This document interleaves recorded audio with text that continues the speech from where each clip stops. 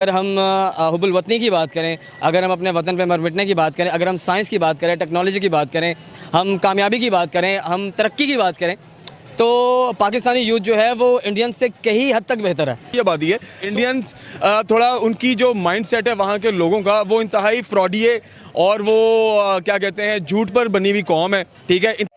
जय हिंद जय भारत दोस्तों, आपका स्वागत है हमारे एक और नई वीडियो में। दोस्तों चलते हैं पाकिस्तानी जाहिल आवाम की ओर। दोस्तों इंडिया से बहुत आगे, और सुनते हैं इसको लास्ट तक, और चैनल को सब्सक्राइब कर देना और वीडियो को लाइक कर देना और वीडियो में एंड तक बने रहना। चलते हैं अपनी वीडियो की ओर। वालेकुम अस्सलाम। आपका नाम? राना बॉबी। राना बॉबी साहब, आप मुझे ये बताएं कि आज का हमारा जो टॉपिक है वो है कि what Pakistani youth think about India. India का पहला वर्ड सुनते ही यूथ में क्या पहला लफ्ज़ आता है?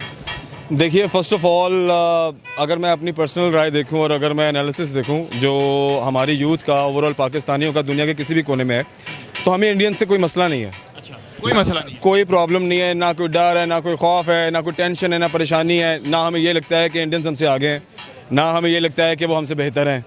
ठीक है। इनफैक्ट अगर हम बात करें तो हम मॉरली अगर बात करें, अगर हम हुब्बुल वतनी की बात करें, अगर हम अपने वतन पे मर मिटने की बात करें, अगर हम साइंस की बात करें, टेक्नोलॉजी की बात करें, हम कामयाबी की बात करें, हम तरक्की की बात करें, तो पाकिस्तानी यूथ जो है वो इंडियन से कई हद तक बेहतर है। आप देखेंगे कि पाकिस्तान के जितने भी बड़े बड़े नाम हैं वो डॉक्टर्स हैं, वो आपको इंडिया के लिए काम करते हुए दिखाई देंगे। ठीक है। पाकिस्तान के बड़े बड़े आर्टिस्ट आपको इंडिया के लिए काम करते हुए दिखाई देंगे। क्यों? ऐसा नहीं कि पाकिस्तानियों को काम नहीं मिलता।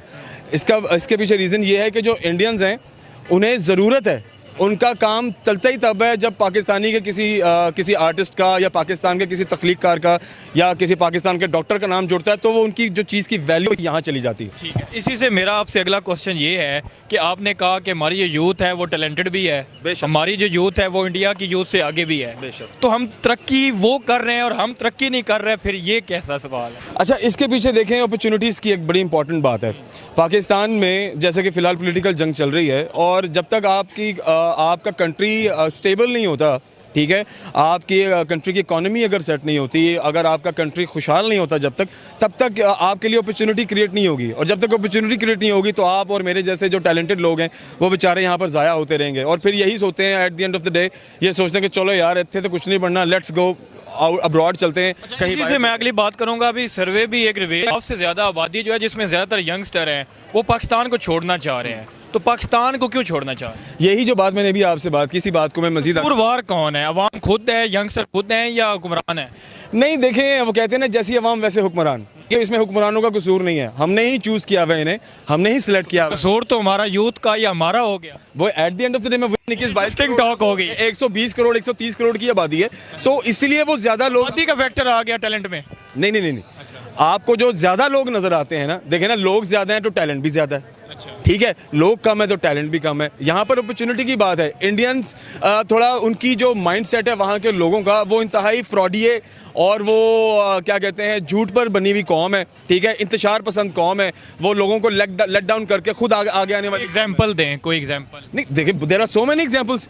पाकिस्तान के जितने भी लोग बाहर काम जाते हैं वो दिल से काम करने की कोशिश करते हैं। हमारे और आपके इतने बहुत सारे लोग हैं जो बाहर के मुल्कों में पढ़ते हैं, काम करते हैं, रहते हैं, और ये एक्सपीरियंसेस हमें सुनने को मिलते हैं कि जो इंडियन कौम है वो ऐसी कौम है जो आपको पुश बैक करती है। कहाँ से सुनने को मिला आपको ये? यार, आप यूरोप कंट्रीज में चले जाएं, आप गल्फ कंट्रीज में चले जाएं, आप कहीं भी चले जाएं, मैं एक इंडियन की नेचर बता रहा हूँ, जो एक कॉमन नेचर है ना, जो वहाँ के लोगों की नेचर सेट कर दी गई है, वो यही है कि वो लोगों को लेट डाउन करते हैं, वो लोगों को पुश बैक करते हैं। ठीक है ना, और अपनी अपॉर्चुनिटी क्रिएट करते हैं किसी दूसरे का हक मार के।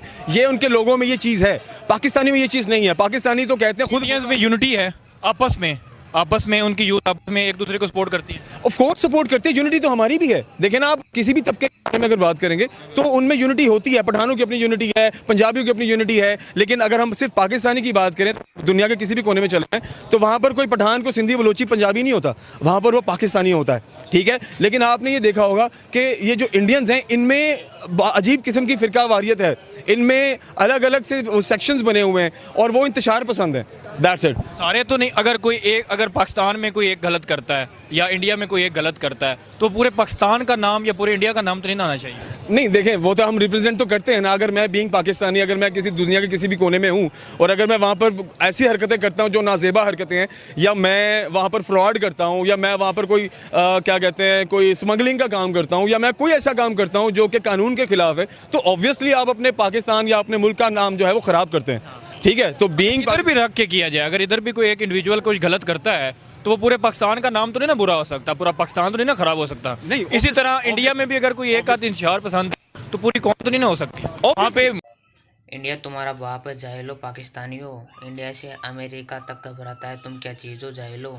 देंगे कि यूथ की तरक्की का राज ये है कि उनकी गवर्नमेंट ने उनको अपॉर्चुनिटीज दी और हमारे यूथ है इनको गवर्नमेंट वो इस बात ये कहना चाह रहे हैं। इस बात में मैं जरूर एग्री करूंगा और मजीद ऐड करूंगा। ये कुछ खुद का भी अगर गवर्नमेंट से हट के भी कुछ अपने मदद तहत के आप भी मुल्क का नाम रोशन कर सकती है ना, मुल्क का नाम ऊपर लेके आ जा सकती है।